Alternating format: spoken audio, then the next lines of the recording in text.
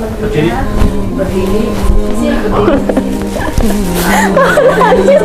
Jadi ikutan nangis.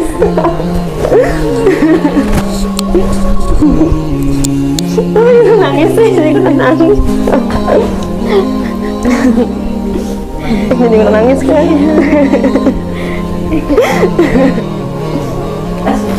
Keyakinan Ananda tentang Yesus Kristus itu siapa?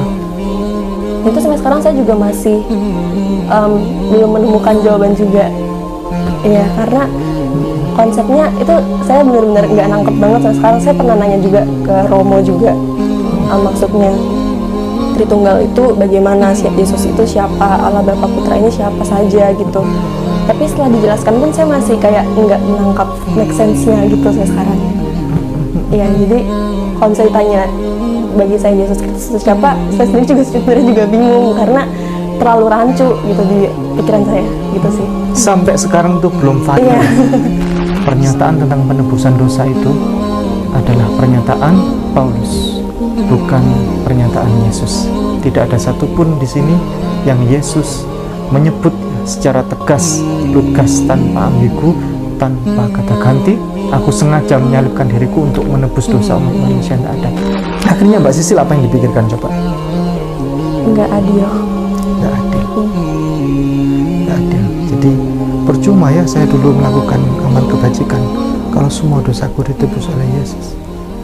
Begitu. Alhamdulillah kami ada di Kabupaten Kepulauan Sangihe dan kami saat ini ada di tanah, di lahan yang ini merupakan tanah wakaf. Dan di sini tanah wakaf ini akan digunakan untuk gedung dakwah Mu'alaf Center Hagia Sophia Kabupaten Kepulauan Sangihe. Dan alhamdulillah akhirnya Allah tambahkan pertolongan. Di samping sana ada lagi tambahan pertolongan dari Allah, yakni berupa tanah wakaf lagi ditambahkan sebagai lahan parkir nanti. Saudaraku, pemirsa dimanapun Anda berada, Kainama, Ustadz Ipung, Ustadz Aris, dan keluarga besar di Sangihe Talaut dan Sulawesi Utara Manado menyampaikan kepada Anda berita sukacita, berita kegembiraan. Mari kita berpesta dengan cintanya Allah. Dengan cara apa? Dengan cara mari bergabung bersama kami di dalam pesta sukacita. Pesta apa? Pembangunan rumah Mu'alaf Center sebagai bahan pekabaran rahmatan lil alamin. So by your contribution, your support to donate to the information that they'll provide with you, you can donate your towards this cause to create a Dawah Center. It's about 60 by 100 or 20 meters by 30 meters, and it's going to be 2 floors with educational classrooms and multi-purpose rooms, and of course all the proper and pamphlets and Islamic information for those who learn, understand, and grow into Islam. So join this organization here, Hagia Sophia Manado, the district of Sangihe, and allowing Aman Uli Center to be part of them. Join them, contribute, and donate to this cause and help this Dawah Center grow. Thank you very much. Assalamualaikum.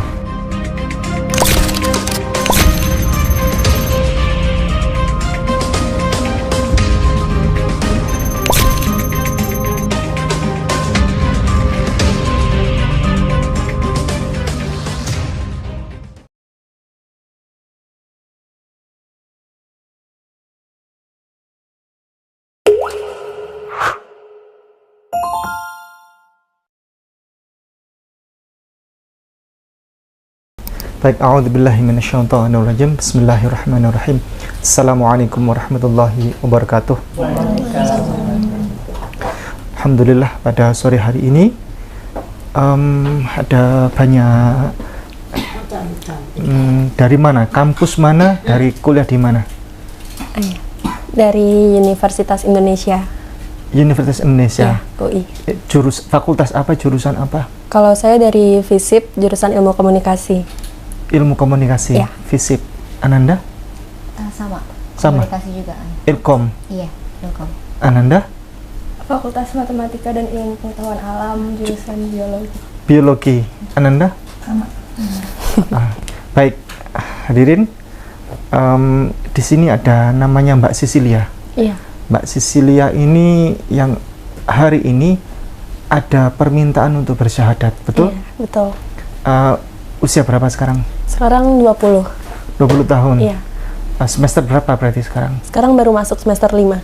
Mau jadi wartawan? Enggak. Apa itu? Mau jadi, sebenarnya lebih kepengen jadi pengusaha aja sih. Iya. Di bisnis. Kalau misalnya mau profesi kerja gitu mungkin media planner. Ya. Iya. Ananda dari agama apa ini? Katolik. Katolik. Iya. Berapa bersaudara? Saya berdua. Berdua? Iya. Kakak atau adik? Kalau saya adiknya. Adik? Iya. Berarti bungsu. Iya. Yang sulung ini perempuan laki? Perempuan. Perempuan. Orang tua masih lengkap? Masih. Asli mana? Saya aslinya Boyolali. Boyolali? Iya. Oh, forget crocodile. Iya. Buaya lupa. Ya. Iya. Baik, Anda hari ini memutuskan datang ke sini, apakah orang tua sudah tahu atau belum? Sudah. Menyampaikan kepada siapa? Kalau datang ke sininya hari ini itu saya belum menyampaikan, tapi saya udah menyampaikan kalau dalam waktu dekat banget itu saya akan bersyahadat. Cuma tadi lupa ngabarin gitu. Orang tua semua Kristen? Katolik semua, iya. Oh ya, ya Kristen Katolik Iya. ya, ada Kristen Protestan ya. Iya. Oke. Orang tua semua Katolik ya. Iya. Bagaimana ada orang tua membolehkan itu loh? Ceritanya gimana? Sebelumnya sih emang udah disinggung masalah itu Iya. dari SMP sebenarnya. Ya. Nah, tapi dulu pas SMP kan gara-gara dianggapnya masih kecil, jadi dulu emang udah pasti jelas dimarahin, dibilang kayak kamu ikut-ikutan siapa sih gitu. Jadi dari dulu emang udah ada konfliknya. Ya. Setelah itu ya udah saya bertekad masuk ke SMA Katolik saat itu. Gara-gara kayak mikirnya mungkin tuh cuma gara-gara pemikiran untuk mualaf tuh mungkin gara-gara terinspirasi lingkungan, mungkin saya mikirnya gitu. Tapi setelah lulus malah masih ada keinginan untuk mualaf juga. Jadi setelah itu saya coba menyampaikan lagi ke orang tua awal tahun ini.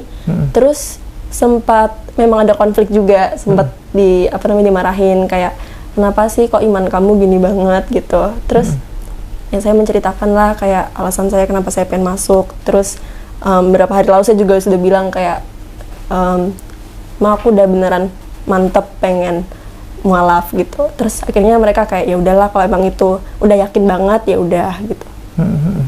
Gitu jadinya udah dibolehin. Udah dimarahin? Udah nggak dimarahin. Dulu episode itu sudah berlalu berarti? Sudah berlalu, sekarang udah biasa. Oh begitu. Iya. Ananda mau berhijab atau tidak hari ini? Hari ini. Ya, maksudnya mau tampil kayak gini aja atau pakai hijab, tapi kami rekomendasikan pakai hijab. Mau nggak? Mau atau gini doang atau gimana? Sebenarnya Kami nggak apa-apa. Nggak apa-apa. Nggak apa-apa. Iya. Nggak bawa jilbab. Enggak, Ya? nggak bawa. Kalau pakai mukena ini nggak apa-apa. Nggak apa-apa. Iya. Kita aku janjiin buat beli kerudung sih, jadi aku gitu. bawa. Oh bawa? Oh iya, surprise itu. Iya, Lucu banget. ada 3 model. Oh, Lucu banget, tapi kan pakai kaos ini. nggak apa-apa. Iya. Iya. Oke. Sudah. Sudah. Baik. Sekarang saya bertanya, udah siap? Sudah. Nah, ini lebih good looking. Nah, serius. Tadi nilainya itu 80, sekarang 99. Kenapa nggak 100? Oh, karena tidak ada, segala sesuatu ini tidak ada yang sempurna kecuali Allah. Nanti kalau saya jawab 100 salah nanti. Orang kuliahan kan begitu kan? Iya. Baik. Ananda tertarik kepada Islam katanya sejak SMP konon. Iya. Apa itu? Yang mendasari apa itu? Oh iya. Kalau yang mendasari itu sebenarnya seperti tadi saya bilang, itu Iya. yang bikin saya punya ketakutan juga, apakah ini gara-gara hanya sekedar terinspirasi. Iya. Jadi awalnya tuh gara-gara sebelumnya saat SD itu saya memang SD-nya Katolik. Iya. Jadi saya belum pernah ketemu dengan orang Islam sebelumnya. Iya. Dan saya tuh selalu emang termasuknya rajin ke gereja, tapi itu karena kebiasaan sejak kecil. Iya. Tapi selama ini tuh saya menganggap ke gereja itu bukan sesuatu seperti kebutuhan, Ya. tapi lebih ke sekedar family gathering gitu. Iya. Jadi nggak terlalu terasa rasa berdoa, rasa kusyuk itu nggak terasa sama sekali sebenarnya. Terus pas udah masuk SMP itu saya baru punya banyak sekali teman-teman yang agamanya Islam. Ya. Terus saya jadi sering tuh nemenin ke pas mereka sholat gitu, nemenin ke masjid.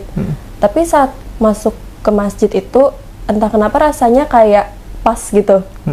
Kayak kalau misalnya bikin analogi mungkin kayak itu mungkin yang dirasain sama kalau orang Islam misal masuk ke gereja gitu. Mungkin rasanya kan bakal kayak ngeganjel, janggal gitu. Itu yang saya rasakan saat saya ke gereja setelah saya udah masuk ke masjid. Saya rasakan seperti itu. Terus mulailah saya sering cari-cari tahu tentang Islam, kayak saya tanya-tanya ke teman saya, Islam tuh kayak gimana sih gitu. Terus saya ngerasa kayak Islam tuh agama yang menarik gitu. Karena dia juga agama mayoritas juga di Indonesia. Jadi banyak sekali orang-orang yang meyakini Islam. Jadi itu membuat saya semakin tertarik gitu. Gitu sih sebenarnya dasarnya. Keyakinan Ananda tentang Yesus Kristus itu siapa? Keyakinan saya tentang Yesus Kristus ya.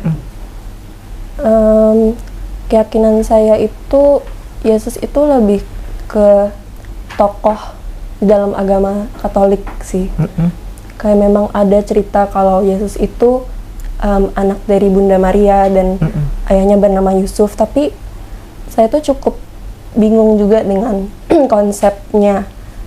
Kalau pernah mendengar namanya itu Tritunggal, Yesus Kristus. Itu ada Allah, Bapa, Putra, dan Roh Kudus gitu. Dan itu sampai sekarang saya juga masih belum menemukan jawaban juga. Ya, karena konsepnya itu saya benar-benar nggak nangkep banget sampai sekarang. Saya pernah nanya juga ke Romo juga. Maksudnya Tritunggal itu bagaimana, Yesus itu siapa, Allah, Bapa, Putra ini siapa saja gitu. Tapi setelah dijelaskan pun saya masih kayak nggak menangkap make sense-nya gitu sampai sekarang. Iya, jadi kalau misalnya ditanya bagi saya Yesus Kristus siapa, saya sendiri juga sebenarnya juga bingung karena terlalu rancu gitu di pikiran saya gitu sih. Sampai sekarang tuh belum final. Sampai sekarang jumlah Tuhan di agama Kristen dan Katolik itu sampai sekarang belum final. Berapa jumlah Tuhannya itu? Ayo coba berapa? Menurut Anda berapa jumlah Tuhan di Katolik? Satu, tapi mungkin kalau setelah saya coba memahami dari sudut pandang lain, mungkin maksud mereka itu lebih ke konsepnya kali ya, kayak mungkin Tuhan itu bisa menampakkan dirinya itu dalam peran-peran yang berbeda. Tapi itu sampai sekarang saya juga masih kayak kurang yakin gitu. Ya. Jadi sama seperti ada Trimurti dalam agama Hindu itu, Tuhan bisa menampakkan dalam berbagai rupa, dalam 3 rupa itu. Oke, Ananda pernah tahu cerita begini enggak? Saya mau nanya ini. Namanya Sisilia. Sisilia punya persoalan ini. Jadi ada temannya Sisilia, kita anggap namanya Salbut nih. Asal sebut deh ya. Salbut ini punya hutang kepada Ananda Sisil itu 10 juta. Ya, janji 1 bulan mau kembalikan. Tetapi sampai 1 tahun 10 juta itu tidak dikembalikan. Sehingga Ananda Sisil menagih hutang itu kepada Salbut. Tapi Salbut malah mengelak dan malah mengancam kepada Sisil, kepada Ananda Sisilia ini. Marah-marah dia. Justru yang berhutang malah yang marah-marah kepada yang menghutangi. Sampai mengancam mau membunuh Ananda Sisilia. Oke, sekarang akhirnya lama-kelamaan sudah capek ya. Nagih malah semakin diancam. Sakit nggak rasanya hati itu? Mungkin sakit enggak, mungkin lebih ke tersinggung dan kayak malah marah ya daripada sakit hati.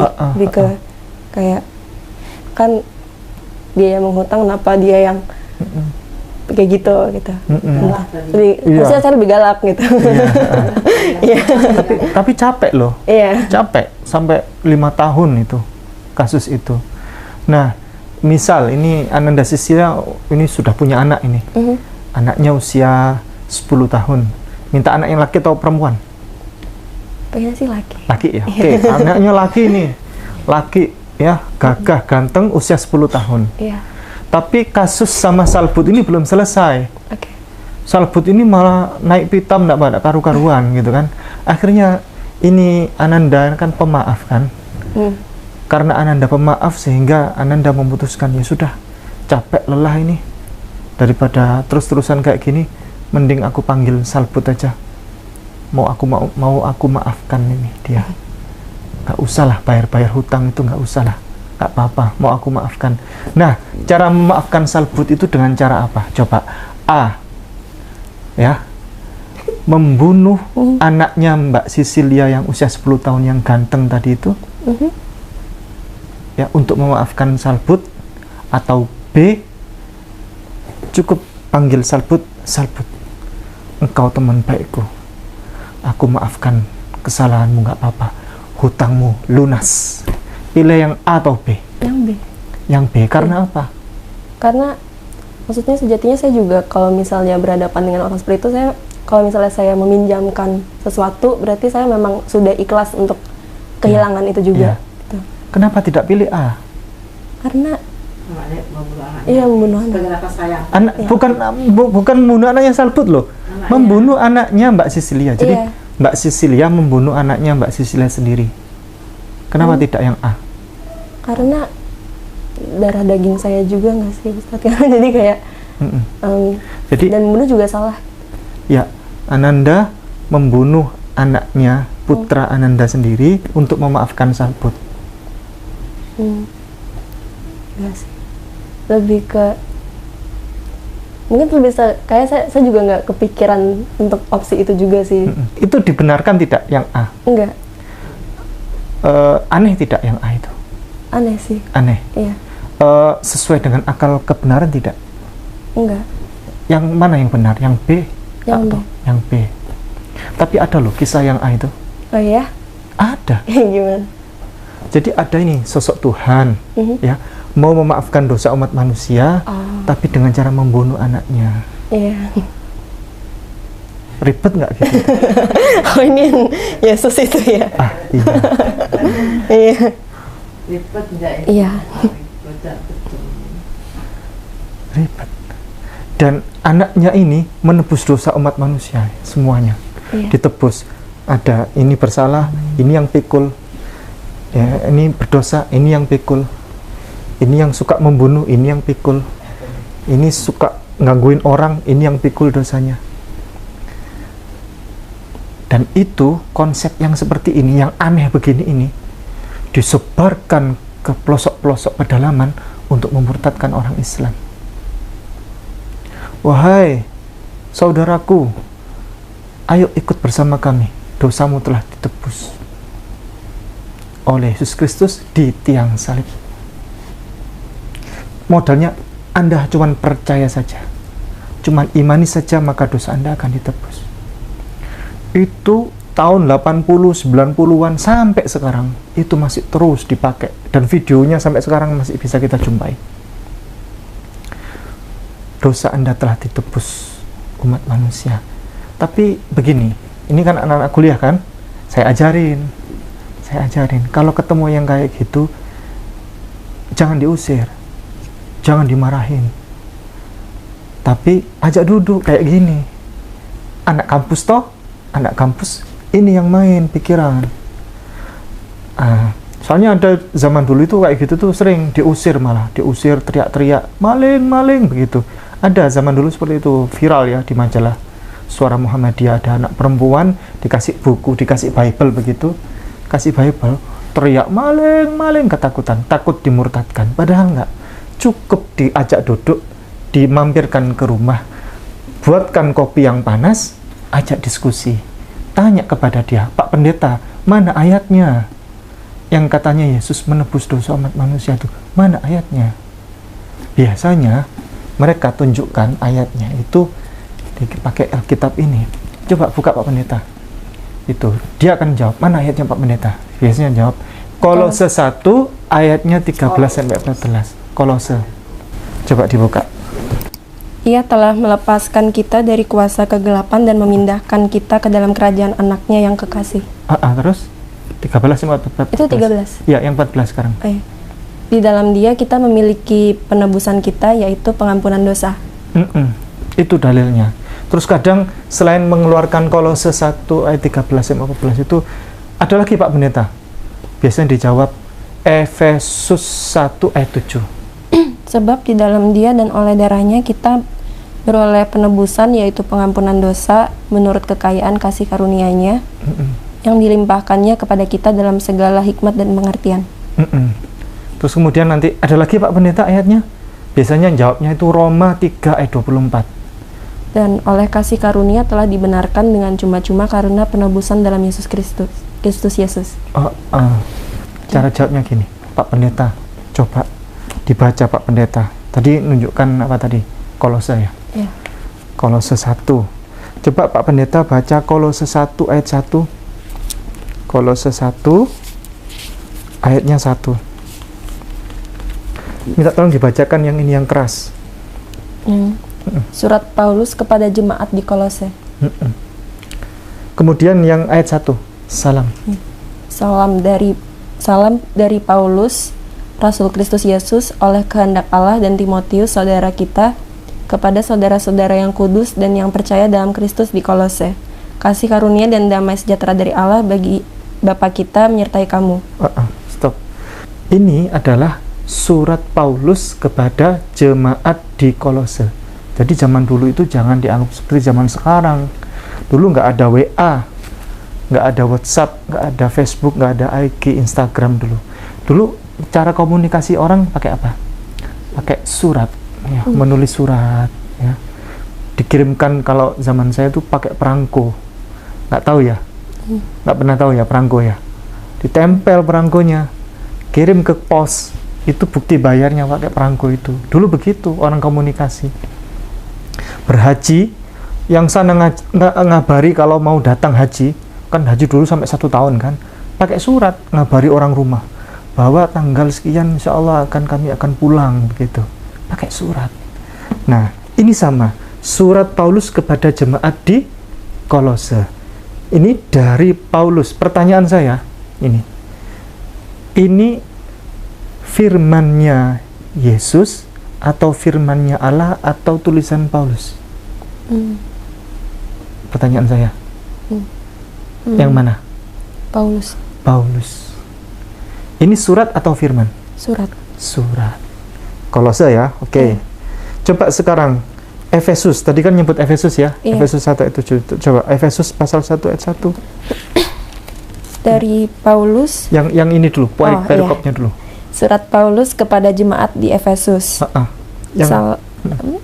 Salam dari Paulus, Rasul Kristus Yesus, oleh kehendak Allah, kepada orang-orang kudus di Efesus, orang-orang percaya dalam Kristus Yesus. Efesus itu nama kota. Iya. Sekarang adanya di Turki. Itu kota seperti kota Yunani begitu, namanya Efesus. Keadaannya, situasinya seperti Yunani itu. Jadi surat Paulus kepada jemaat di Efesus. Dia titipkan surat itu kepada orang lain untuk diserahkan kepada orang-orang di kota Efesus. Terus nyebutkan apa lagi tadi? Surat apa tadi? Tadi sama Roma ya? Roma, ya, coba Roma pasal 1 ayat 1. Surat Paulus kepada jemaat di Roma. Salam dari Paulus, hamba Kristus Yesus yang dipanggil menjadi rasul dan dikuduskan untuk memberitakan Injil Allah. Berarti ini pertanyaannya, ini surat atau firman? Surat. Ini dari Yesus atau dari Paulus? Dari Paulus. Sejatinya Ananda, Paulus itu sudah pernah tahu Paulus? Tahu dalam konteks. Siapa Paulus? Lupa ceritanya. Paulus itu adalah orang yang dia membunuh murid-murid Yesus. Dia memiliki misi, orang Yahudi dia aslinya. Dia memiliki misi membunuh pengikut-pengikut Yesus. Kemudian dia mengaku setelah dia membunuh banyak orang ya, dia mengaku dalam perjalanannya dia mimpi bukan mimpi, dia melihat ada cahaya. Iya. Dan itu Yesus Kristus. Dia bertemu dengan Yesus, konon kapannya begitu, dan di situ dia bertobat. Dan dia akhirnya di situ menyatakan sebagai seorang rasul. Dia berbalik arah dan dia mengabarkan tentang kekristenan. Itu Paulus. Dan Paulus ini sebenarnya tidak pernah tahu, Paulus ini, bahwa surat-surat yang dia kirimkan itu ternyata akhirnya menjadi kitab suci. Nah, coba ini semuanya mulai dari ini apa namanya, Roma, ya kan? Terus coba buka Korintus, coba Korintus dibaca yang keras.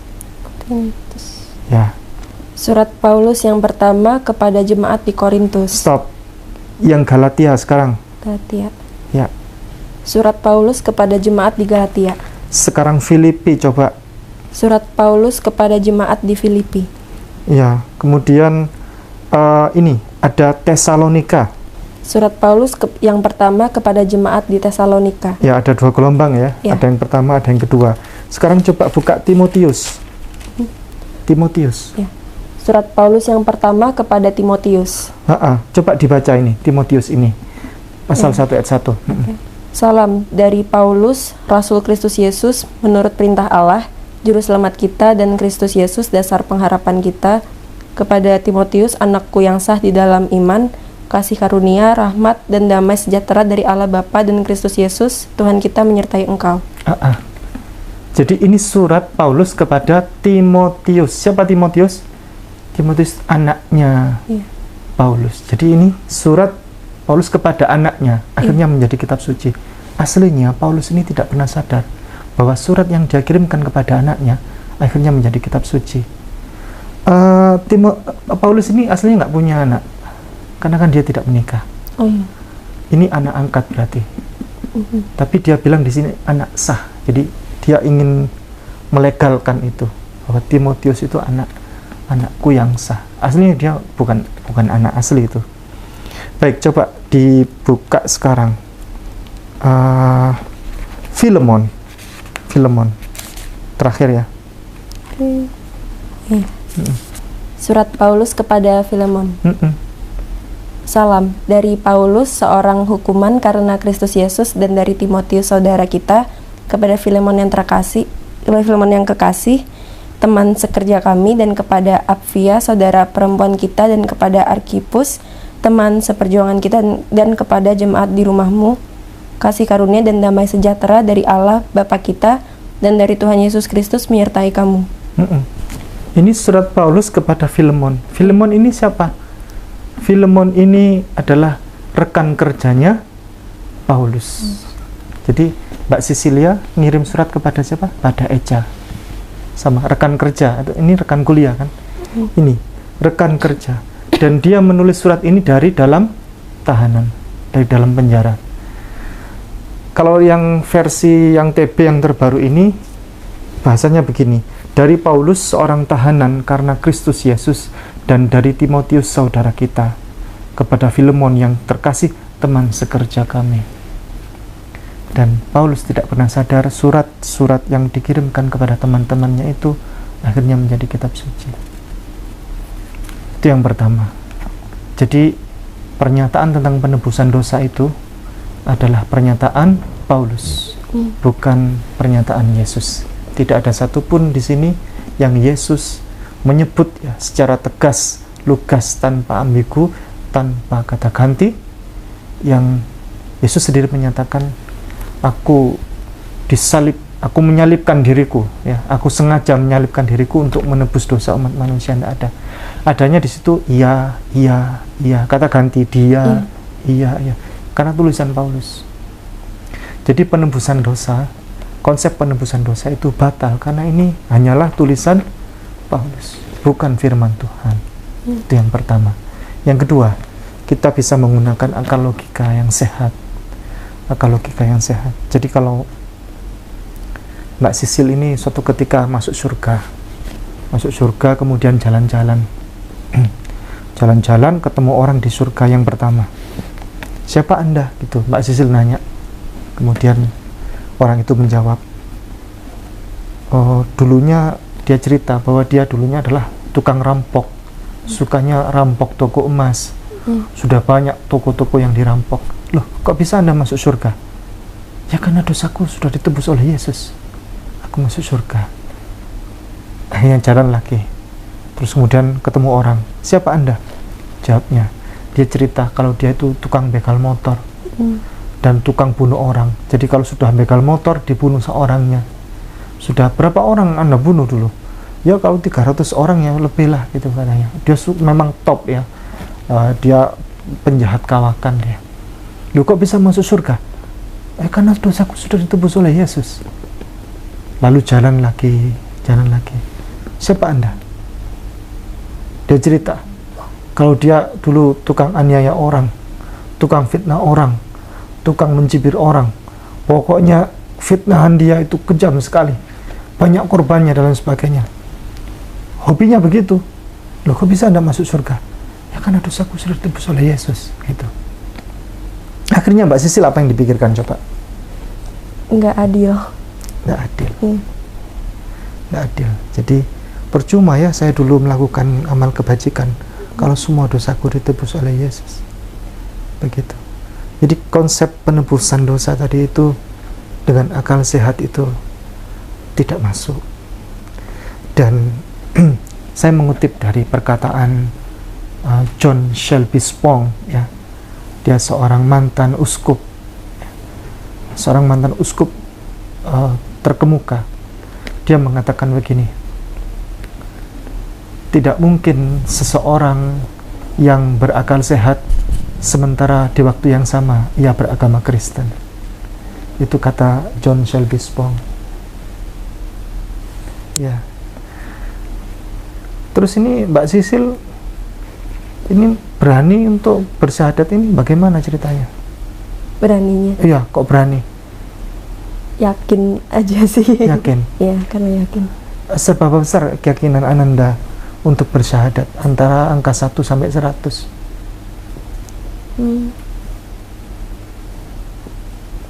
Dibilang 100 overreacting ya? Oh, 100? 99 mungkin. 99? Ya, yang 1%-nya apa? Mungkin masih lebih ke kayak saya ngerasa nggak mungkin saya bakal ada di titik yang seyakin itu kalau saya belum nyemplung langsung dan ngerti Islam itu kayak apa sebenarnya. Oh, gitu. Apa yang belum dimengerti sekarang? Lebih ke mungkin gara-gara kayak saya kan juga bukan agama juga bukan Islam, jadi pasti beda experience-nya sama orang yang memang agamanya Islam sejak lahir juga gitu. Dan saya juga yakin saya sebenarnya emang belum banyak tahu juga tentang Islam gitu. Apa menurut Ananda kelebihan Islam daripada agama sebelumnya nanti? Kelebihannya? Kelebihan yang saya selalu suka dari Islam itu adalah ya tadi yang seperti dibilang sama Ustaz juga, kalau di agama saya itu di Katolik, kita tuh diyakinkan kalau dosa kita itu seberat apapun akan diampuni. Namun saya meskipun saya juga yakin saya pasti juga banyak dosanya juga, tapi saya tuh merasa kalau tetap nggak adil juga kalau misal saya sudah membuat dosa yang berat dan mungkin menyakiti orang lain juga, tapi itu diampuni gitu. Kayak harusnya nggak semudah itu. Gitu. Dan pas saya pernah tanya-tanya juga ke beberapa teman yang Islam juga, kalau di Islam tuh dosa itu ada bobotnya masing-masing. Ya. Dan bahkan ada juga yang nggak diampuni juga dosanya, dan itu malah justru membuat saya semakin, menurut saya itu masuk akal gitu. Ya, karena itu lebih adil juga gitu. Ada pertanyaan sebelum saya berganti pemain? Kepada Ustazah Etika dipersilakan. Assalamualaikum warahmatullahi wabarakatuh. Waalaikumsalam warahmatullahi Ini bebas saja, ada yang mau ditanyakan nggak baik dari teman Sisil tentang Islam. Kita kan acaranya santai aja nih. Lebih ke anak muda. Jadi anak-anak muda ini kan lebih mudah galau, ya kan? Karena memang saya juga pernah muda. Jangan dikira saya langsung tua segini, enggak. Saya tahun 83, 84 itu seusia kalian. masih kuliah semester 4 ya kan, saya berarti tahun 85 itu saya semester 4. Nah, ada nggak yang mau ditanya seputar bagaimana bedanya Islam Kristen atau bagaimana? Bebas sebelum saya nanti. Dari Sisil boleh, dari temannya. Karena anak muda ini kan banyak bertanya nih, kenapa sih harus beragama gitu? Bagaimana kalau kita tidak beragama? Kenapa sih harus Islam gitu kan? Karena Islam ini kuncinya untuk menjadi Islam adalah harus menggunakan akal, harus dipikirkan. Kalau sebelumnya gini, kalau mau Islam, kamu sudah pikirkan belum? Kamu sudah gunakan akalmu belum? Karena dalam Quran berkali-kali Islam adalah untuk orang yang menggunakan akalnya. Penting sekali untuk karena semuanya ada dalam ajaran Islam itu logika dan rasional dan sesuai dengan fitrah manusia. Karena yang menurunkan Quran siapa? Yang menciptakan manusia. Ya, jadi akal ini sangat penting sehingga Allah sampai mengatakan di surat Yunus 100, Allah melaknat orang tidak menggunakan akalnya, gunakan akalmu untuk kebaikan. Sebagai seorang Islam, sebetulnya juga tidak cuma Islam ya, kalau Kristen Ortodoks, misalnya Yahudi, kita ada kewajiban sholat kan, betul? Kewajiban puasa, sholat itu wajib. Boleh nggak kamu dibebaskan dari kewajiban tidak sholat? Manusia bisa nggak? Mungkin ya. Mungkin kalau apa? Kalau kehilangan akalnya, orang gila, berarti orang gila maksudnya enggak? Dia jadi apa? Sudah tidak ada dosa kalau nggak sholat. Gitu. Karena begitu pentingnya peran akal ya. Begitu dia kehilangan akal, dia sudah nggak ada kewajiban sholat. Nggak sholat nggak dosa gitu. Kamu mau nggak sholat nggak dosa? Ya jadi orang gila gitu maksudnya. Jangan dong. Ya kan? Ini pentingnya akal. Ya. Karena itu untuk masuk Islam tidak beda kalau mungkin kalau dalam agama yang dulu imani saja, tapi kalau Islam adalah gunakan akalmu dulu baru kamu beriman. Itu pentingnya di situ karena kita akan membedah beberapa hal-hal yang ini ya. Kenapa dalam Islam misalnya kita bicara masalah pernikahan aja ya. Dalam Islam itu kita kalau pacaran, maksudnya pacaran ini diwajibkan kita cukup bertaaruf. Bertaaruf itu artinya tidak usah lama-lama kamu mencari yang cocok, kemudian kalau cocok ya segera menikah. Kenapa? Karena sebetulnya Islam itu melindungi perempuan, melindungi wanita. Ya, minta sama Allah. Kenapa? Karena kalau terjadi apa-apa selama pacaran, ya, hamil dulu, pacarnya lari, yang begitu siapa? Perempuan, ya kan? Sehingga ada anak bayi dibuang karena malu, bayi dibunuh, betul nggak?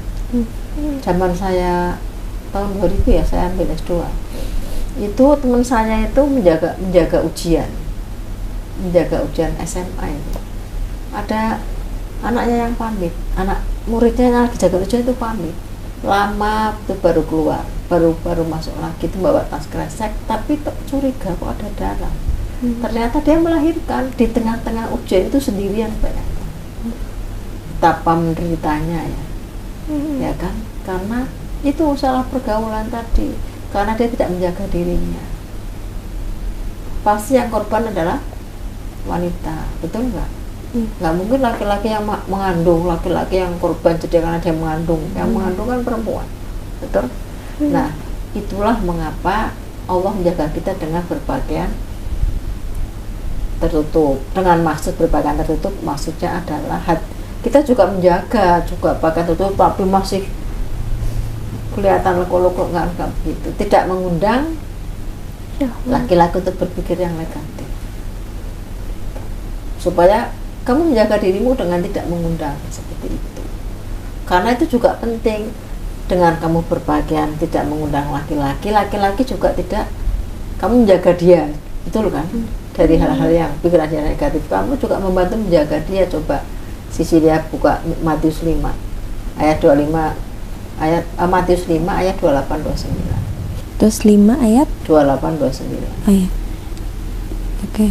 Tetapi aku berkata kepadamu, setiap orang yang memandang perempuan serta menginginkannya sudah berzinah dengan dia di dalam hatinya. Maka jika matamu yang kanan menyesatkan engkau, cungkilah dan buanglah itu, karena lebih baik bagimu jika satu dari anggota tubuhmu binasa daripada tubuhmu dengan utuh dicampakkan ke dalam neraka. Berarti laki-laki yang itu baca sendiri kan di Matius. Matius itu perkataan Yesus. Jika seorang laki-laki memandang wanita dengan menginginkan, bayang-bayangkan ya, menginginkannya kan, cantik sekali, seksi misalnya, dia itu sudah berzina dalam hatinya. Makanya hukumannya apa? Cungkilah matanya.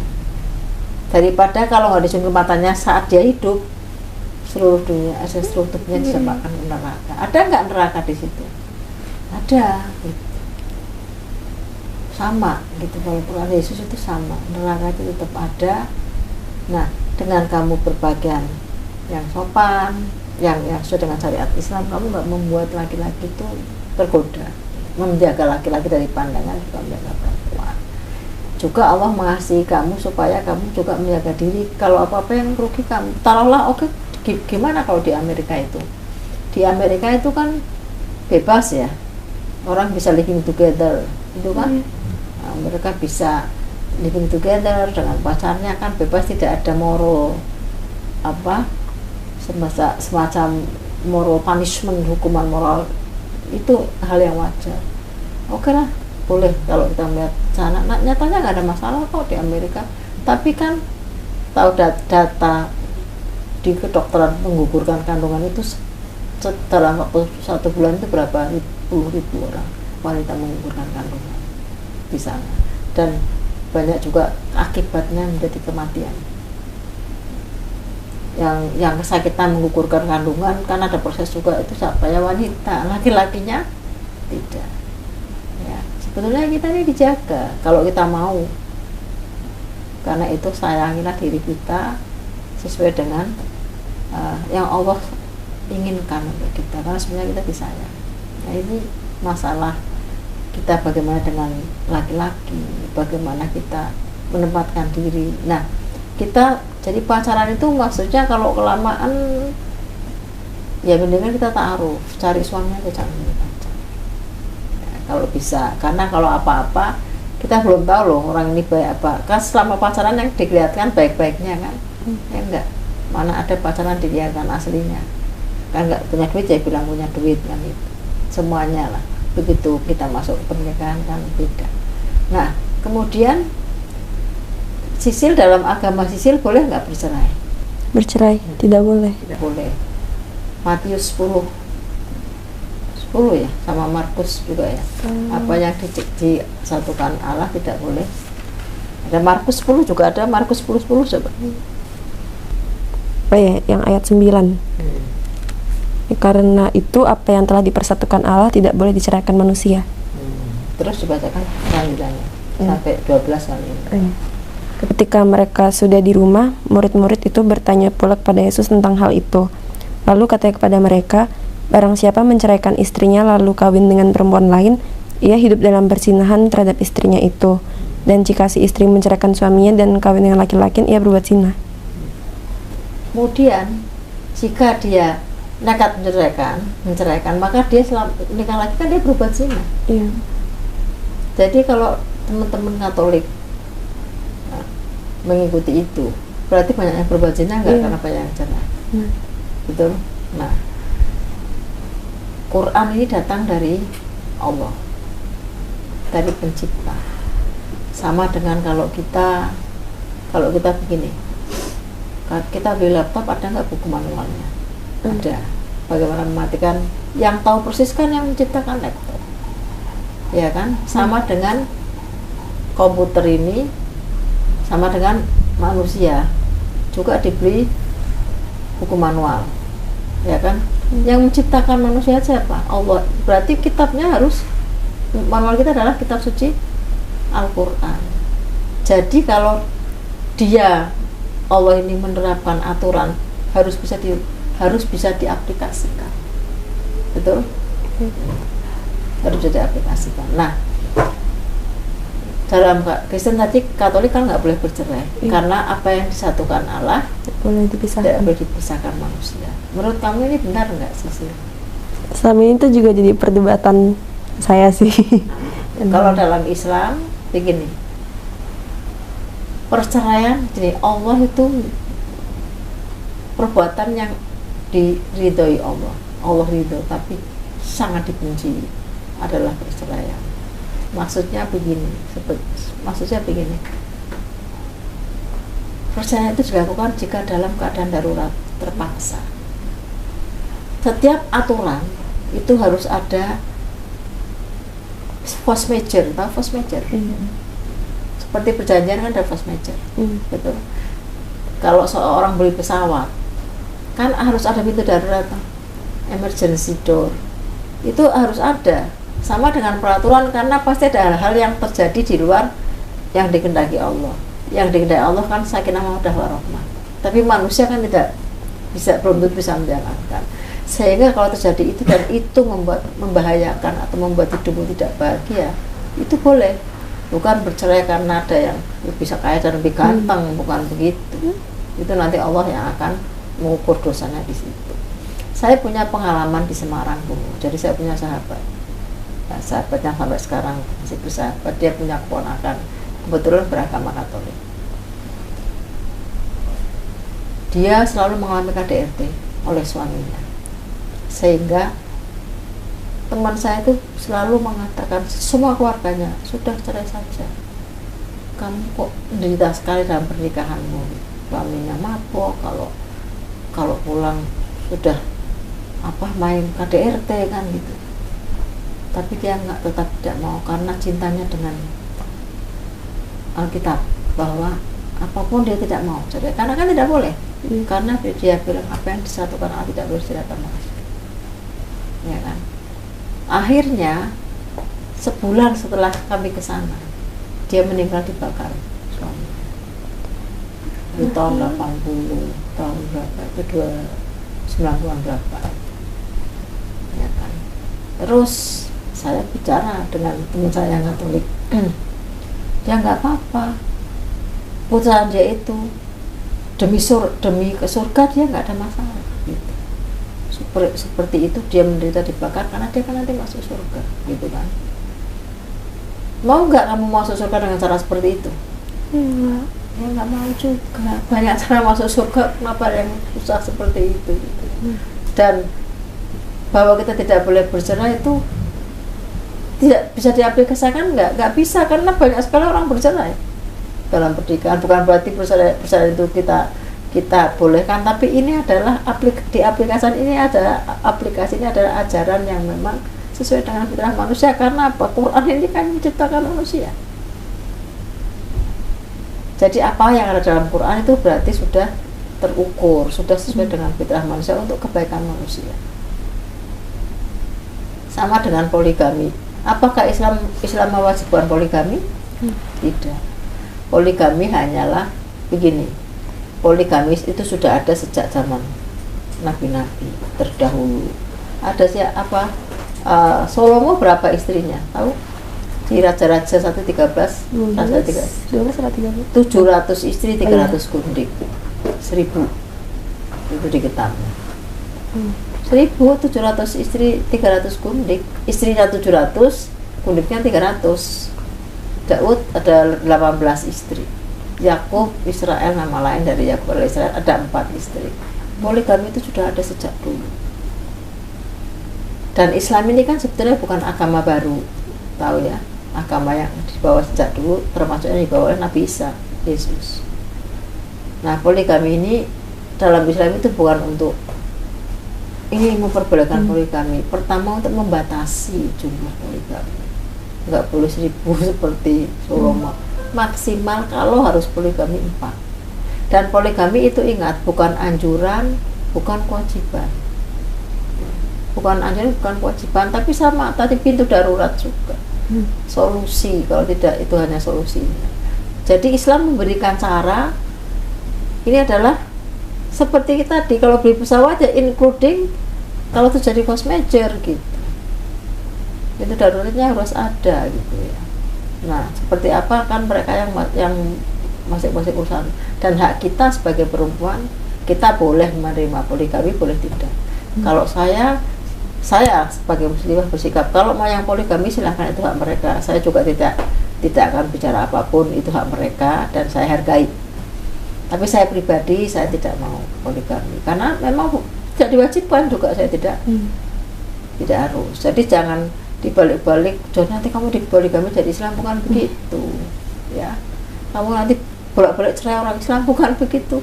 Yang cerai artis-artis itu beragama, enggak semuanya beragama Islam kan. Dan perceraian dalam Islam sama, hanya untuk situasi darurat. Ya. Masuk akal nggak ajaran Islam?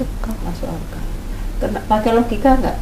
Logika, karena Allah yang menurunkan. Saya yang sering katakan tentang ajaran kasih, ya kan? Kristen kan ajarannya kasih. Ya. Iya. Ingat di Matius 5:39. Iya, tanya-tanya tapi. Jika ditampar pipi kananmu, Iya. berikanlah pipimu yang kiri. Ya, di Roma 12:17, janganlah membalas kejahatan. Maksudnya berbuatlah baik. Ya, sama dengan juga ada di Efesus kalau nggak salah. Intinya dalam kekristenan ini, kejahatan jangan dibalas dengan kejahatan, tapi kejahatan balaslah kejahatan dengan kebaikan. Cintailah musuhmu, ingat. Iya. Kamu pun harus mencintai musuhmu. Itu ajaran Kristen. Mulia tidak itu? Mulia. Mulia, saya akui mulia. Nah, sekarang kita lihat ajaran Islam. Di dalam ajaran Islam, kita boleh nggak membalas kejahatan? Boleh. Kita boleh membalas kejahatan yang dilakukan orang lain kepada kita. Tetapi memaafkan lebih baik daripada membalas, lebih baik memaafkan. Tapi membalas kejahatan boleh. Boleh. Seperti dalam ajaran Yahudi. Menurut kamu, mana yang lebih baik? Ajaran kasih dalam Kristen apa ajaran adil dalam Islam? Boleh membalas kejahatan. Adil. Adil, alasannya? Karena kalau saya sebagai manusia juga, ya, sebagai manusia juga kayak lebih masuk akal. Kalau misalnya saya dijahatin sama orang, kayak saya cukup enggak ikhlas kalau langsung ya udah gitu. Kayak setidaknya saya ada sesuatu yang harus dia rasakan juga sama seperti yang saya rasakan gitu. Karena dia juga udah ngejahatin. Ada yang berpendapat berbeda? Nggak ada. Kalian ingat kasus Vina? Dia diperkosa, dia dibunuh. Orang tuanya ikhlas nggak itu? Enggak. Boleh nggak dia membalas kejahatan yang dilakukan oleh para penjahat itu kepada Vina? Dalam negara kita boleh nggak? Enggak. Boleh. Karena boleh, ada institusi hukum, ada pengadilan, ya, ada pengacara, ada polisi. Itu kan institusi hukum dalam rangka kita menuntut balas atas kejahatan orang lain. Itu dulu zaman Rasulullah ada kodi-kodi, artinya pemutus musyawarah. Kenapa kita boleh membalas kejahatan? Kenapa Islam memperbolehkan membalas kejahatan? Pertama, untuk memberikan keadilan pada keluarga korban. Benar dong, keluarga korban kan pasti nggak rela. Sampai kapan harus diketemukan pembunuhnya, harus dihukum kan gitu. Baru mereka tenang, betul kan? Yang kedua, memberikan efek jera kepada pelaku kejahatan. Kalau mereka yang berbuat kejahatan tidak boleh dibalas dengan kebaikan, para penjahat ini mengulangi lagi nggak? Mengulangi, nggak boleh dihukum, nggak boleh dibalas. Biarin aja, kita maafkan gitu. Masuk akal nggak ajaran ini? Masuk akal. Maksudnya ajaran tidak boleh membalas kejahatan masuk akal nggak? Oh, enggak. Tidak, maksudnya tidak bisa diaplikasikan gitu. Jadi Quran ini tidak muluk-muluk. Quran ini bukan ajaran yang wah hebat, tidak. Ajarannya sudah dengan fitrah manusia, karena yang menciptakan Quran ini, menciptakan manusia yang membuat aturan, jadi yang maha tahu. Jika suatu negara tidak melakukan hukum Kristen yang dijalankan, ya nggak perlu ada institusi hukum, betul nggak? Nggak perlu ada pengadilan. Bahkan Vatikan yang negara Katolik pun ada institusi hukum gitu. Ya, karena sejatinya kamu kan nggak boleh ajaran kasih membalas kejahatan dengan kejahatan, balaslah dengan kebaikan. Bahkan jika ditampar pipi kananmu, berikanlah pipi kirimu. Cintailah musuhmu. Jadi kalau kita dijajah Belanda, ya kita cintai aja Belanda. Bisa nggak kita melakukan? Enggak sih. Itulah yang saya katakan, Islam itu adalah ajaran yang logika dan rasional. Paham ya? Kenapa begitu? Yang menurunkan kan Allah. Bukan dengan slogan ajaran kasih tidak, tapi tidak bisa dilaksanakan. Iya. Ya. Jadi kita pernah dengar, kalian pernah tahu yang namanya Karen Armstrong? Kalau kalian lihat di YouTube, search Karen Armstrong, dia itu seorang profesor di bidang berbagai agama, di bidang ahli-ahli agama, mempelajari agama-agama, banyak agama.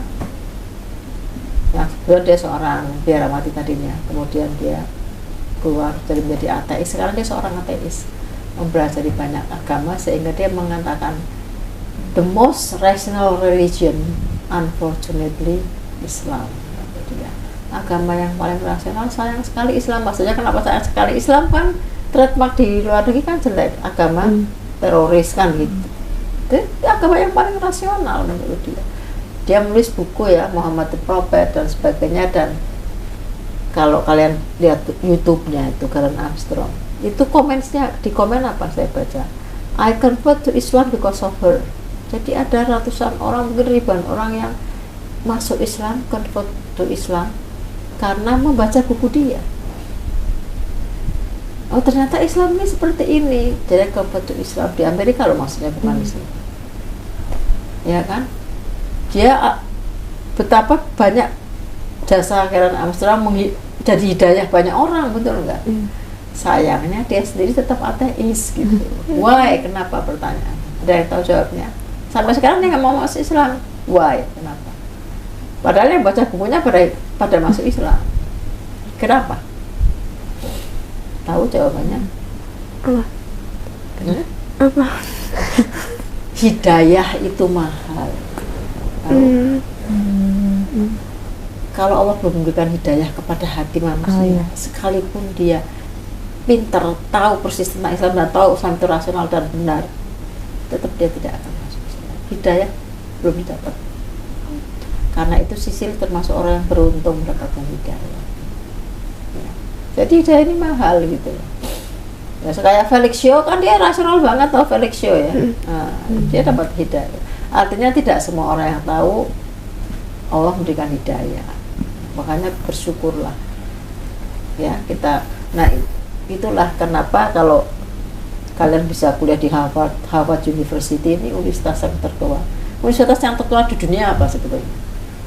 Kalau kalian ingin tahu. Kairo. 1000 tahun. Dulu kan Islam dalam masa kejayaan Islam, ya kan? Karena dulu Islam itu jaya. Barat banyak utang budi tentang pengetahuan Islam ya. Itu di Harvard University, itu di Fakultas Hukum itu ada entrance law, pintu masuk ya. Entrance hall, pintu masuk. Dan di situ mesti ada quotes besar tentang hukum, kata-kata bijak tentang hukum. Dan yang paling besar itu surat An-Nisa 135, Quran. Coba, hai manusia, jadilah kamu, hai orang-orang yang beriman, jadilah kamu saksi yang adil bagi siapapun. Jadi karena Islam kan menegakkan keadilan, jadi kalau kamu ke pengadilan, kamu menjadi saksi bagi saudaramu, kakakmu, meskipun kakakmu salah, kamu harus adil, katakan dia salah gitu. Ya, baik kepada saudaramu, bukan saudaramu, kepada yang kaya dan yang miskin, kerabatmu maupun kerabatmu, kamu harus adil. Itu yang ditulis di entrance hall di Fakultas Hukum, dan menurut dekan itu yang paling lengkap ini. Mungkin nggak di Fakultas Hukum ditulis jika ditampar pipi memberikan yang kanan, bukan ayat itu yang ditulis, karena memang tidak mungkin juga kan, karena memang manusia yang bersalah, kita punya hak untuk menuntut balas sesuai dengan yang dilakukan. Allah mengatakan sesuai, tidak melampaui batas, karena sesuai itu aturannya bagaimana diaturlah dalam undang-undang. Quran kan kayak UUD 45 saja. aturannya ada di mana? Ada di hadis ya, ada di apa, aturan para ulama. Karena kalau ditulis semua kan nggak mungkin semuanya. Nanti bisa jadi ensiklopedia yang nggak selesai. Jadi sudah tahu ya, ajaran Islam ini rasional dan sesuai dengan fitrah manusia. Boleh nggak minum alkohol? Nggak boleh. Kenapa? Karena memabukkan. Nah, bukan, kan dia mother of evil. Sekali orang mabuk dia bisa membunuh, bisa mencuri, bisa merampok, jadi berani ya kan? Merugikan manusia kan. Semua yang merugikan nggak boleh. Boleh nggak kalian berjudi? Nggak boleh. Karena apa? Kalau salah judi, orang bisa merampok, berani kan, berhasil membunuh. Termasuk jangan melakukan riba, membungkam uang, karena merugikan orang lain, hal-hal yang merugikan orang lain. Nah, manual ini daripada Quran. Kalau kalian ingin selamat dunia akhirat, dia ada pada Quran. Caranya bagaimana? Kalau kalian ingin bicara sama Allah, kalian berdoa kan, ya Allah. Kalau kalian pengen Allah pengen tahu nggak kapan Allah bicara dengan kalian? Ya di Quran ini kan Allah bicara sama kalian. Kalau kalian pengen bicara sama Allah, ya kalian berdoa. Kalau kalian pengen tahu bagaimana Allah bicara dengan kalian, di Quran ini Allah bicara sama kalian. Ya. Nah, Allah ini Maha Tunggal konsepnya. Artinya tidak bisa menjadi manusia atau apapun. Yang semuanya jadi manusia itu berarti bukan Allah, itu makhluk. Itu konsep tauhid. Kalau konsep trinitas beda. Allah itu menjadi manusia, Yesus Kristus firman yang menjadi manusia. Ya. Dan dia menebus dosa. Nah, konsep tauhid itu nggak ada penebusan dosa. Setiap manusia bertanggung jawab pada dosamu sendiri. Fair enggak? Adil dong kalau kamu yang salah sisil gitu, yang ngelakuin dosa sisil, terus temennya yang suruh nanggung, mau nggak kamu nanggung? Nggak mau juga. Ya. Inilah konsep tauhid. Dan kenapa dalam Islam ini tauhid itu sangat sama dengan orang Yahudi. Ya, orang Yahudi itu sama, menyembah Allah. Jadi orang Yahudi dengan Islam ini sama, Tuhannya sama maksudnya. Ya. Tuhannya sama. Jadi Yahudi itu menyembah kitab sucinya itu PL, Perjanjian Lama, ada di PL. PL tapi jadi tanah. Itu PL itu artinya tanah. Yahudi namanya kitab tanah. Diterjemahkan menjadi Perjanjian Lama, menjadi PL. Tapi orang Yahudi nggak ada PB karena cuma tanah aja kan, dalam bahasa Ibrani. Tambahi dengan Matius, Markus, Lukas, Yohanes, pesurat-surat tadi menjadi Alkitab ya, Kristen dalam bentuk terjemahan. Ya. Jadi sebetulnya yang dibaca orang Islam adalah kitab suci, tapi yang dibaca orang Kristen adalah terjemahan kitab suci. Beda ya. Tapi kita wajib mengetahui isinya dengan belajar bahasa Arab. Jadi konsep putaran Islam itu sudah selesai. Semua orang Islam akan mengatakan Allah adalah Tuhan, Muhammad adalah Rasulullah. Tetapi orang Kristen akan berbeda tergantung alirannya. Kalau kalian Trinitas berarti Allah adalah Bapa, Putra dan Roh Kudus, ketiganya satu hakikat. Kalau Trinitas. Tapi kalau Sabelian, Jesus only, Sabelian kan banyak juga sekarang. Sabelian. Allah juga, Bapa juga, Putra, Roh Kudus itu satu yang menjelma menjadi Putra, menjelma menjadi.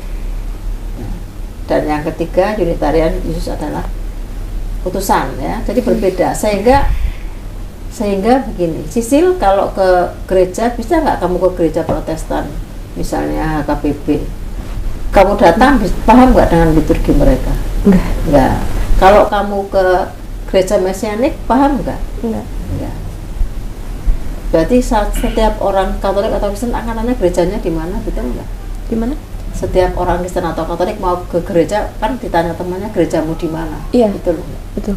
Untuk supaya liturginya sama. Iya. Kalau orang Islam ini tanya, ini Islam nggak? Nah, kamu kalau mau ke masjid ditanya teman masjidmu di mana enggak? Enggak. Kenapa? Dia nggak pernah masjidnya di mana. Karena sholatnya sama di mana-mana, di masjid manapun, dan dia bisa di masjid manapun gitu. Iya benar. Kenapa itu? Tahu? Nah, caranya selalu sama. Karena konsep kan sudah selesai. Iya. Jadi tidak ada cabang-cabang lagi, denominasi lagi. Kalau ada perbedaan itu bukan masalah ketuhanan, pokoknya bukan yang prinsip, karena ketuhanan adalah prinsip. Dan kenapa kita tidak boleh menyembah selain Allah? Quran mengatakan di surat Al-Maidah 72, siapa yang kita akan memuliakan Yesus sebagai nabi, tapi siapa yang menyembahnya, neraka jaminannya. Kenapa? Karena dosa yang paling besar adalah menyekutukan Tuhan sama. Sisil kalau punya suami, kalau suaminya pulang telat mungkin marah. Tapi kalau suamimu punya perempuan lain, kamu marah lagi, sangat marah. Itu dosa yang paling kamu sulit mengampuni suami, betul? Sama, Tuhan ini yang menciptakan kita. Kamu diciptakan, kamu diberi hidup, ya kan? Beri rezeki kok menyatukan saya, menduakan saya dengan yang lain kan gitu, ya. Nah, ada yang mau ditanya? Penjelasan ini karena ini sesuai dengan kalian ya yang masih muda, gunakan akal dalam beragama ya. Oke, karena Quran ini sesuai dengan akal manusia. Yang menciptakan Quran adalah Allah. Jadi ajarannya pasti sesuai dengan fitrah manusia, gitu ya. Dari saya, kalau nggak ada pertanyaan lagi, Bunda bisa mensyahadatkan di sini ya. Di mana? Di sini. Awas Sisilnya maju sini. Bismillahirrahmanirrahim. Bismillahirrahmanirrahim. Alhamdulillah ya Allah, hari ini kami doakan semoga start dari titik nol menjadi seorang muslimah yang baik, yang hebat, yang sukses dunia akhiratnya insya Allah. Kita mulai ya. Asyhadu an la ilaha illallah wa asyhadu anna Muhammad Rasulullah. Aku bersaksi bahwa tiada Tuhan selain Allah dan Muhammad utusan Allah. Alhamdulillah. Allahu Akbar.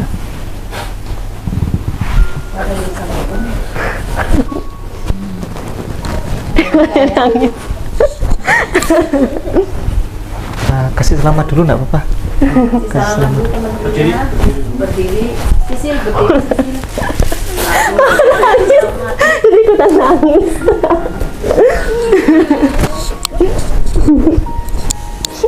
Nangis sih, jadi ikutan nangis. Jadi ikutan nangis kan?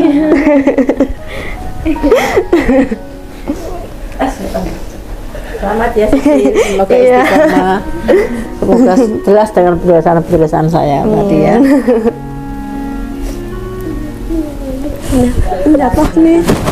Baik, kita berdoa. A'udzubillahi minasyaitonirrajim. Bismillahirrahmanirrahim. Alhamdulillahirabbil alamin. Allahumma salli wa sallim wa barik ala nabiyyina Muhammad wa ala alihi wa ashabihi ajma'in. Allahumma ighfir lana wa liwalidina warhamhum kama rabbawna shighara. Allahumma rabbana zalamna anfusana wa illam taghfir lana wa tarhamna lanakunanna minal khasirin. Rabbana la tu'akhidhna in nasina aw akhtana. Rabbana wa la tahmil 'alaina isran kama hamaltahu 'alal ladzina min qablina. Rabbana wa la tuhammilna ma la taqata lana bih wa'fu 'anna waghfir lana warhamna anta maulana fansurna 'alal qaumil kafirin. Ya Allah, ya Rabb, pada sore hari ini Engkau berikan hadiah untuk kami, hadiah Engkau tambahkan untuk kami, saudara untuk kami, keluarga baru untuk kami, yakni Ananda Sisilia hari ini bersyahadat mendapatkan hidayah dari Engkau, dan semoga Engkau senantiasa bimbing ia menuju jalan yang lurus senantiasa, dan semoga Engkau jadikan ia sebagai muslimah yang istiqamah, muslimah yang salihah, muslimah yang senantiasa Engkau tancapkan kepadanya keimanan yang kuat hingga kematian nanti. Ya Rabb, semoga Engkau karuniakan kepada kami semuanya yang hadir pada hari ini keberkahan hidup, kesolehan, dan Engkau berikan kepada kami keikhlasan senantiasa.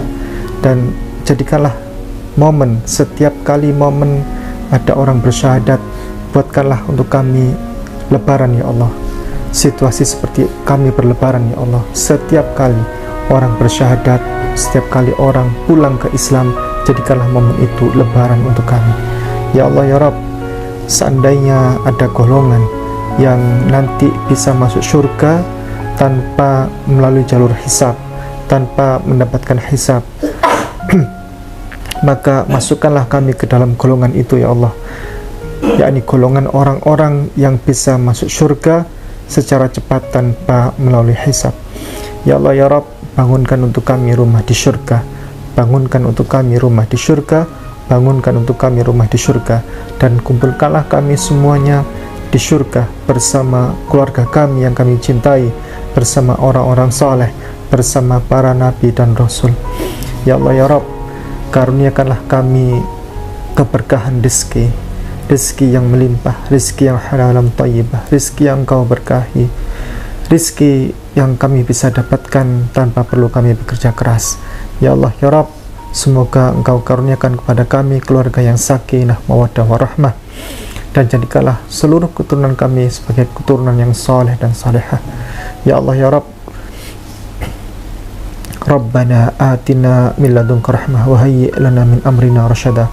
Jadikanlah kami sekeluarga semuanya sebagai tamu Engkau yang istimewa di Mekah dan Madinah dan Al-Aqsa setiap tahun dengan cara Engkau yang ajaib. Rabbana atina fid dunya hasanah wa fil akhirati hasanah wa qina adzabannar. Sallallahu ala sayyidina Muhammad wa ala alihi wa ashabi ajma'in. Subhana rabbika rabbil izzati amma yasifun. Wassalamun ala mursalin walhamdulillahi rabbil alamin. Alhamdulillah, telah selesai pada sore hari ini. Saya ingin bertanya kepada Ananda Cecilia, tolong sebutkan nama lengkap. Apa? Tolong sebutkan nama lengkap. Nama lengkap? Iya. Cecilia Ardan Nareswari. Alhamdulillah. Kan Ananda sudah bersyahadat. Ke depan makan babi kecap atau tidak? Enggak, udah trauma makan babi juga. Bagaimana ceritanya trauma makan babi? Sebenarnya awal tahun kemarin itu saya sempat niatnya udah kenceng banget mau mualaf. Jadi pas itu awal tahun itu saya sempat ke Bali sama teman berdua. Terus saat di Bali itu saya mikir kayak udah puas-puasin makan babi sekarang. Terus itu makan babi yang terakhir itu ya? Iya, udah niatnya kayak gitu. Terus akhirnya seminggu di Bali saya malah makan babi terus selama seminggu. Tapi saya malah keracunan babi di situ. Ya apa keracunan babi itu? Mungkin karena perutnya nggak kuat ya. Terus akhirnya? Keracunan muntah-muntah. Oh, muntah-muntah. Soalnya kalau saya udah sekali makan terus muntah, saya nggak bakal makan makanan lagi. Babi apa aja macamnya yang Ananda konsumsi itu? Babi apa ya? Babi rica, terus babi kecap, babi panggang, semua macam masakan babi lah. Yang kulit itu juga? Iya, itu juga. Oh, itu. Closingannya udah di Januari. Itu kalau dibuat buku judulnya Makan Babi yang Terakhir. Iya. Kapan itu? Tahun lalu? Kemarin Januari. Oh, Januari. Iya, Januari ini. Oh. Janji tidak makan babi kecap? Enggak lagi, udah trauma juga. Yesus itu tidak pernah makan babi. Iya. Ya. Iya. Dan tidak pernah ada ceritanya Yesus itu menghalalkan babi. Tidak ada itu. Imamat pasal 11 ayat 7-8 itu hukum ya, Ulangan pasal 14 ayat 8. Terus habis itu ini Yesus juga tidak pernah menyatakan bahwa semua makanan itu halal. Tidak ada itu. Tidak ada. Ayatnya tidak ada. Kalau ada ayat yang di kitab Markus sama kitab Matius itu cuman ditambahin doang itu, kesimpulan itu. Tidak ada pernyataan Yesus semua makanan halal, tidak ada. Kesimpulannya adalah semua makanan halal. Itu kesimpulan yang dibuat oleh penulis Markus. Baik. Kemudian minum tuak tidak? Apa? Ke depan minum tuak tidak? Kan ini sudah Islam nih. Iya. Minum tuak tidak? Tuak tuh apa ya? Alkohol. Alkohol. Enggak udah. minuman keras, anggur, ya kan? Udah lama banget juga sih, jadi udah enggak lagi. Imamat pasal 10 ayat 9 ya. Iya. Haram. Iya. Minum anggur haram. Minum minuman keras, hammer dan lain sebagainya. Justru di gereja kalau perjamuan kudus gimana? Minum anggur toh? Minum anggur, tapi itu cuma sekali saat komuni pertama. Iya. Padahal minum anggur itu haram. Iya. Baik, ini bukan doa, bukan harapan,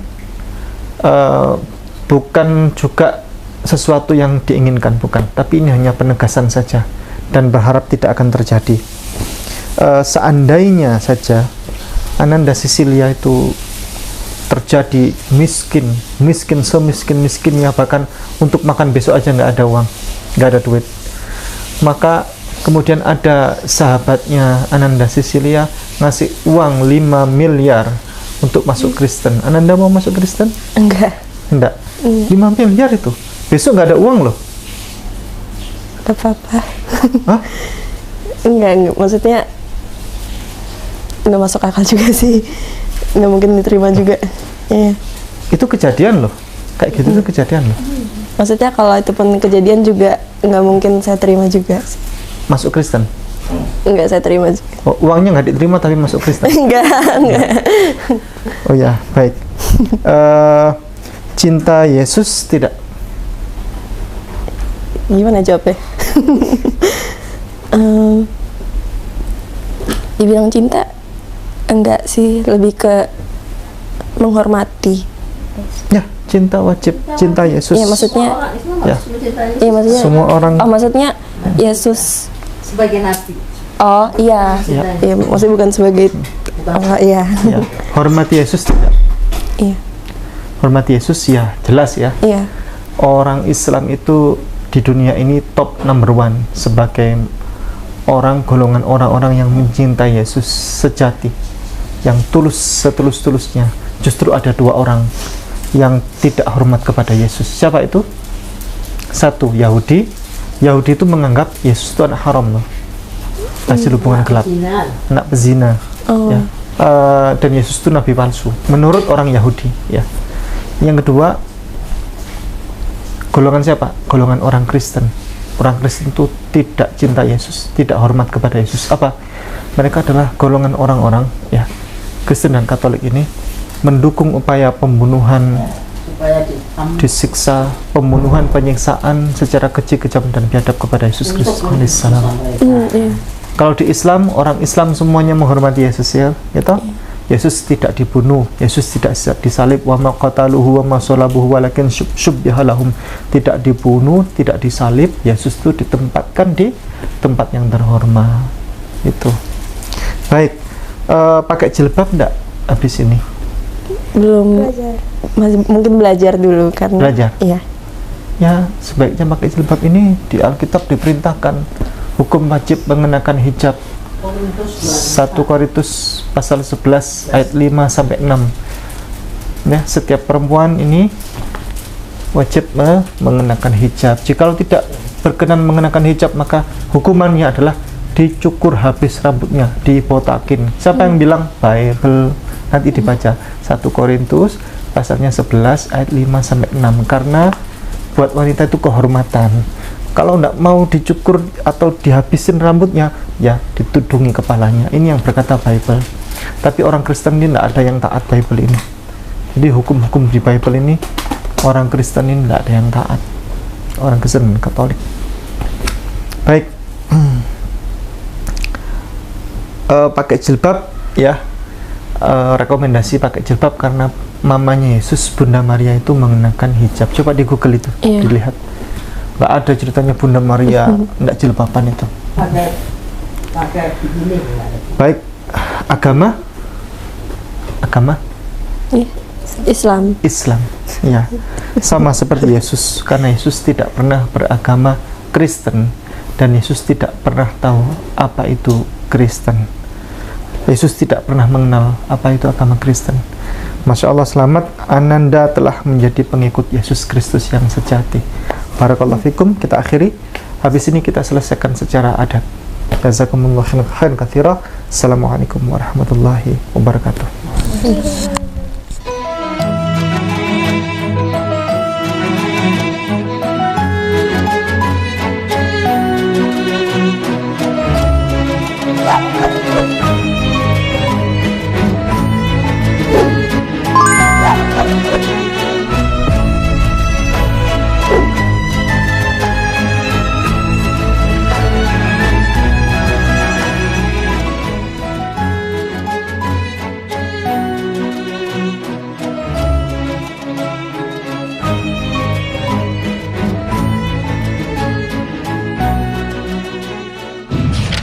Setiap muslim harus memiliki bekal ilmu kristologi untuk membentengi diri dan keluarga serta untuk berdakwah. Anda ingin jadi kristolog handal atau Anda ingin memiliki ilmu kristologi? Kunjungi kristologinews.com, pusat karya monumental Ustadz Insan LS Mokoginta.